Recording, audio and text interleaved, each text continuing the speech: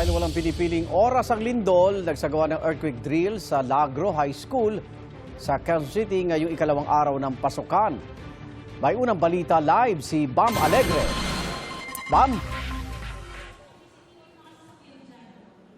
Igan, good morning. Sa pagbubukas ng school year, isa sa mga hamon yung mga malalaking paaralan na maraming populasyon tulad ng Lagro High School dito sa Quezon City. At matapos nga yung malakas na lindol sa Mindanao kahapon ay isang masinsinang koordinasyon yung kailangan para ihanda yung ganito karaming mga mag-aaral sa kalamidad. Sa hudyat ng Batingting, nagsimulang mag-duck, cover and hold ang mga mag-aaral ng Lagro High School sa Quezon City.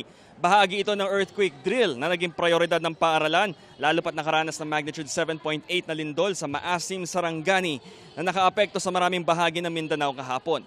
Agad yumuko ang mga estudyante at ginamit na pangharang sa ulo ang mga bag. Matapos nito, maayos silang pumila at lumabas ng silid-aralan. Nagtipon na mga estudyante sa open grounds ng paaralan para umiwas sa posibleng mga debris sakali magkaroon ng lindol.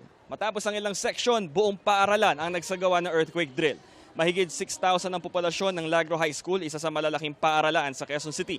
Nang matipon na ang lahat sa field, nagsagawa na ang mga guro ng orientation kaugnay ng kahalagahan ng ganitong earthquake drill para mailigtas ang lahat. Pakinggan natin yung pahayag ng ilang mga estudyante pati ng guro na nanguna dito sa earthquake drill. Nakakatulong po siya para po malaman natin kung ano yung gagawin.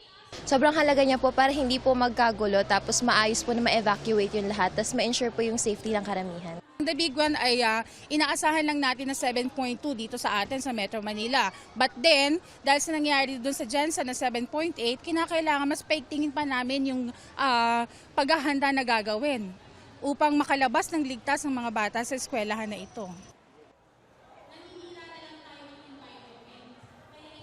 So Igan, sa ngayon ongoing yung earthquake drill. Matapos yung actual implementation nito, kailangan ipaunawa sa mga mag-aaral yung kahalagahan nito. Ito ang balita mula rito sa Quezon City. Bam Alegre, GMA News.